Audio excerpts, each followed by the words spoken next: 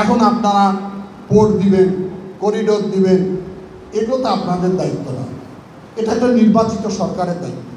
মুজিবুর রহমান রাষ্ট্র ক্ষমতায় বসে ফেসিবাদী রূপ ধারণ করল। বাংলাদেশের মহান পার্লামেন্টে 13 মিনিটের অধিবেশনে গণতন্ত্রের গলা টিপে হত্যা করে দিল। উনি বললেন বাংলাদেশে কোনো রাজনৈতিক দল থাকতে পারবে না, বাংলাদেশে কোনো পত্র পত্রিকা থাকতে পারবে না। কে থাকবে? থাকবে ওনার দল আর উনি, যার নাম আদর করে রেখেছিলেন বাংলাদেশ কৃষক শ্রমিক আওয়ামী লীগ, যাকে সংক্ষেপে বলা হয় বাকশাল। আমরা তাকে শ্রদ্ধা করব, আমরা তাকে সহযোগিতা করেই যাচ্ছি, কিন্তু এরকম বিভ্রান্তিমূলক বক্তব্য দিলে জাতি তো বিভ্রান্ত হয়ে যায়। গতকালকে 52টা রাজনৈতিক দল তারা বিবৃতি দিয়ে বলেছে আমরা ডিসেম্বরের মধ্যে নির্বাচন চাই। তাহলে ওনার ওই কথার সত্যতা থাকে না। আমরা আশা করি এই সমস্ত বিভ্রান্তি ছড়িয়ে জাতিকে বিভক্ত করার কোনো প্রয়োজন নাই। আপনি অতি সত্বর নির্বাচনের রোড ম্যাপ দেন। বিএনপি কি চেয়েছে? বলছে একটা রোড ম্যাপ দেন, কবে হবে নির্বাচন। তারপর আপনি জুনে নিতে চান, জুনে আকাশ খারাপ হয়ে যাবে, নদীতে পানি উঠবে, মানুষের বাড়িঘর ডুবে যাবে, ভোট কেন্দ্র পানির নিচে থাকবে, বলে যে এখন কি আবহাওয়াজনিত কারণে নির্বাচন দেওয়া যাবে না, সামনে ডিসেম্বর যাওয়া যাবে। এটা তো আমরা বুঝি। সুতরাং সব কিছুর বাইরে বাংলাদেশের মানুষের আকাঙ্ক্ষাকে বাস্তবায়ন করার জন্য যে আত্মহতি, যে রক্তপাত, এটাকে যত বিলম্ব করা হবে তত স্বৈর বা ফেসিবাদ শক্তি মাথা চাড়া দেবে। তারা শক্তিশালী হওয়ার চেষ্টা করতেছে, বিভিন্ন ছোট ছোট রাজনৈতিক দলের পতাকা দলে তারা সমবেত হচ্ছে এবং তারাই সার্টিফিকেট দিচ্ছে এরা আগে আমাদের দল করত। কবে করছে তার কোনো ঠিকানা নেই। এই অবস্থান থেকে বাংলাদেশকে তুলে আনতে হবে। যাই হোক, অনেক সময় অতিবাহিত হয়েছে, আপনারা ক্ষুধার্ত, বক্তব্য দীর্ঘ করতে চাই না। এখন কাউন্সিল নিয়ে কথা বলতে চাই। যেদিন কাউন্সিলের তারিখ ঘোষণা করা হলো, পাটগ্রাম হত্যা, সকলেই অংশগ্রহণ করেছেন, কাউকে আমরা খাটো করে দেখতে চাই না। কিন্তু বিএনপির আন্দোলনকে যারা খাটো করবে তারাও কিন্তু আস্থা করে বিক্ষিপ্ত হবে। আমরা তো 14-16 বছর বাংলাদেশের কথা আমি জানি, লালমনিরহাটের কথা বলি। ওই নেতা, ওই দলকে কোনোদিন কি রাজপথে পেয়েছিলেন? মিছিলে দেখেছেন কোনোদিন? সবাই তো গর্তে ঢুকে গেছে। যারা গর্তে ঢোকে নাই তারা আওয়ামী লীগের ব্যাজ ধারণ করে হেলমেট পরে আমাদের উপর নির্যাতন চালিয়েছে। এখন তারা অনেক বড় বড় কথা বলে, ওরাই দেশপ্রেমিক, ওদের অনেক কিছু। আর এই তত্ত্বাবধায়ক সরকারের প্রধান ওই সমস্ত ভুইফোর কিছু রাজনৈতিক দলের কথা শুনে যদি নির্বাচন দিতে গড়িমসি করে, কারণ যে আকাঙ্ক্ষা নিয়ে বাংলাদেশের সংগ্রাম সৃষ্টি হয়েছে সেটা যদি বিলম্বিত হয়, তাহলে অনির্বাচিত ছিল শেখ হাসিনা, তাকে জনগণের লোক ভোট দেয়নি, সেজন্য বাংলাদেশের মানুষ মেনে নেয়নি। তাহলে আপনাদেরও তো অবস্থা একই রকম হয়, আপনাদেরকেও তো ভাবতে হবে। এখন আপনারা পোর্ট দিবেন, করিডোর দিবেন, এগুলো তো আপনাদের দায়িত্ব না, এটা একটা নির্বাচিত সরকারের দায়িত্ব। জনগণ যাকে ম্যান্ডেট দিবে রাষ্ট্র কিভাবে পরিচালনা তারা করবে। সংস্কার সংস্কার, বিএনপি নাকি সংস্কারের বিরুদ্ধে, অথচ তারা জানে না যে 2023 সালে আমাদের প্রিয় নেতা তারেক রহমান প্রথম জাতির সামনে 31 দফা দিয়েছে রাষ্ট্র সংস্কার।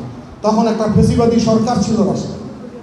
সেই সময় রক্তচক্ষুকে উপেক্ষা করে উনি বলেছিলেন যে বাংলাদেশের এক ব্যক্তি 2 বারের বেশি প্রধানমন্ত্রী হতে পারবে না।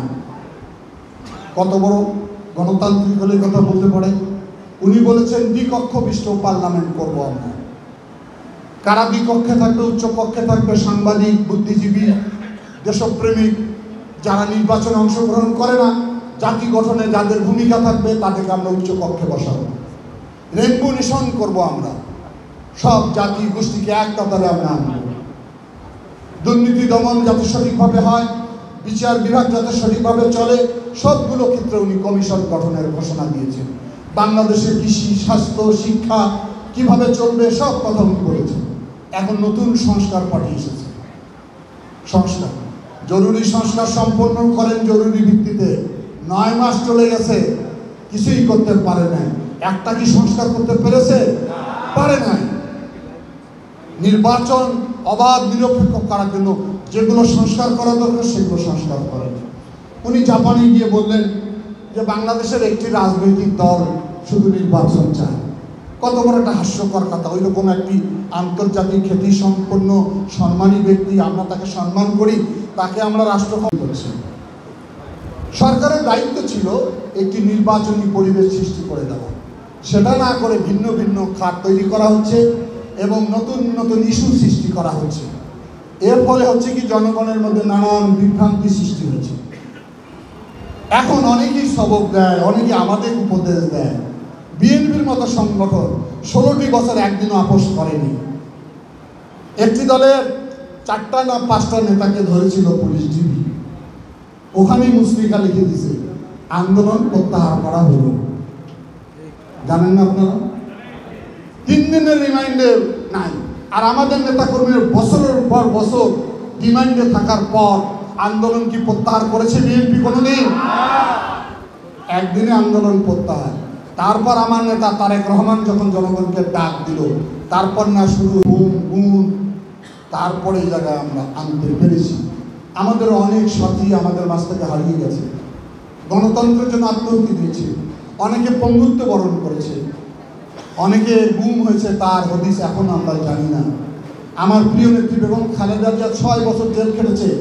আমাদের প্রিয় নেতা তারেক রহমান বিনা কারণে আজকে 16 বছর দেশের বাইরে। এরকম লক্ষ লক্ষ মানুষ এই সংগ্রামে অবতীর্ণ ছিল, তাদের আত্মদানে আজকে এই বাংলাদেশ। সুতরাং এই বাংলাদেশ করতে আপনা আপনি হয়নি, এখন এটা আমাদেরকে ধরে রাখতে হবে। ধরে রাখার জন্য কি প্রয়োজন? একটি অবাধ, সুষ্ঠু, প্রতিযোগিতামূলক নির্বাচন, যার সংগ্রাম আমরা 16 বছর করলাম। কিন্তু বর্তমান অন্তর্বর্তীকালীন সরকার দেখা যাচ্ছে যে তারা লড়াই করেছিল, সেই শেখ মুজিবুর রহমান রাষ্ট্র ক্ষমতায় বসে ফেসিবাদী রূপ ধারণ করল। বাংলাদেশের মহান পার্লামেন্টে 13 মিনিটের অধিবেশনে গণতন্ত্রের গলা টিপে হত্যা করে দিল। উনি বললেন বাংলাদেশে কোনো রাজনৈতিক দল থাকতে পারবে না, বাংলাদেশে কোনো পত্র পত্রিকা থাকতে পারবে না। কে থাকবে? থাকবে ওনার দল আর উনি, যার নাম আদর করে রেখেছিলেন বাংলাদেশ কৃষক শ্রমিক আওয়ামী লীগ, যাকে সংক্ষেপে বলা হয় বাকশাল।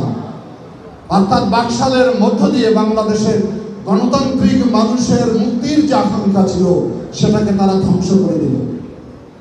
যে স্বাধীনতার উৎসলগ্নে আমার পিতা সহ 30 লক্ষ মানুষ আত্মহত্যা দিয়েছিল, 2 লক্ষ মা বোনের ইজ্জত গিয়েছিল গণতন্ত্রের জন্য। 70-এর নির্বাচনে বাংলাদেশের মানুষ আওয়ামী লীগকে ভোট দিয়েছিল।